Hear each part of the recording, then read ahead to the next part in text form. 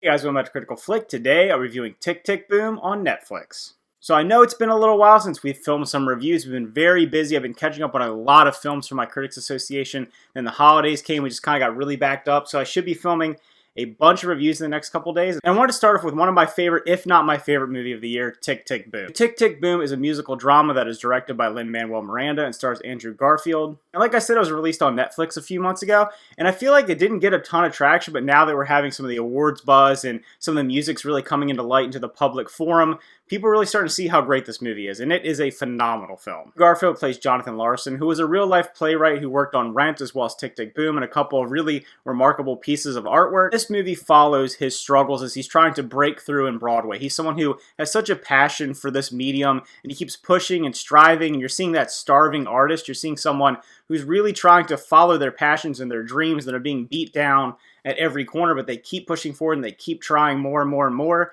And I have to say, Andrew Garfield is phenomenal in this role. I think it is his career role. I think it's the best role that we've ever seen from him. Obviously, he's been in the spotlight a lot more recently for another film, which is also really good, which we'll be reviewing later on the channel. But this movie, he just really eats up this role. He really embodies Jonathan Larson. When you see the footage of him and the way his mannerisms are, the way he looks, the kind of larger-than-life persona of who he was, I think that Andrew Garfield does a great job capturing that. You can see there's a lot of passion in this role, and you can also tell from Lin-Manuel Miranda's direction, as someone who worked on Broadway, someone who's probably been in similar situations, he's able to build that up, and you're able to really understand the heart and soul that went into this film, the passion behind the people that are being portrayed. While I say that Andrew Garfield is great, I think that everyone in the movie is great. I think the whole cast as an ensemble is fantastic. The music is excellent. You get to take from some of the real-life plays, some of the music that's just incredibly catchy, incredibly well-written, just so relatable, whether it's 3090, some of the other songs that are in the movie.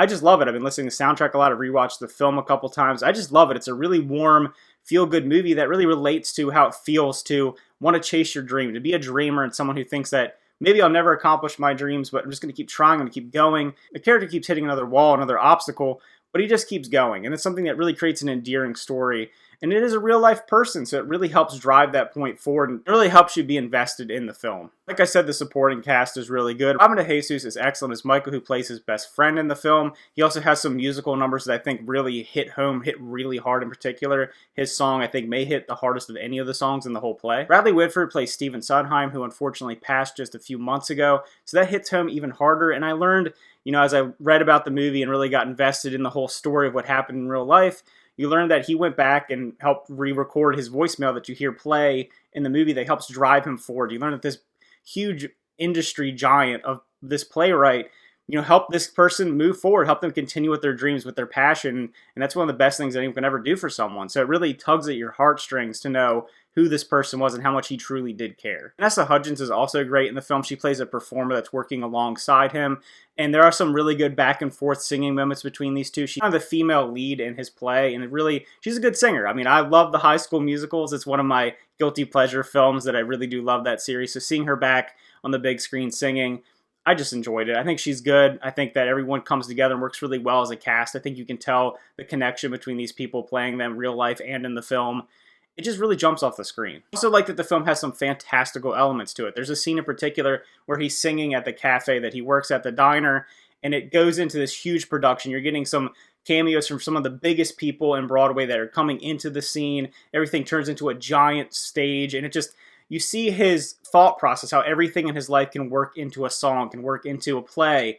And I think that really helps show the creative process. And I think that Lin-Manuel Miranda, as the director, understands that and really helped put that on the screen for us. The only real knock I have on the film, which is a really small knock, and it really just has to do with the way that the film's formatted, is the fact that it jumps around a lot. The editing, while it is sharp and quick a lot of times, you're jumping back and forth between someone performing, talking about what's happening, going to what's happening. It's a 2-year jump back and forth.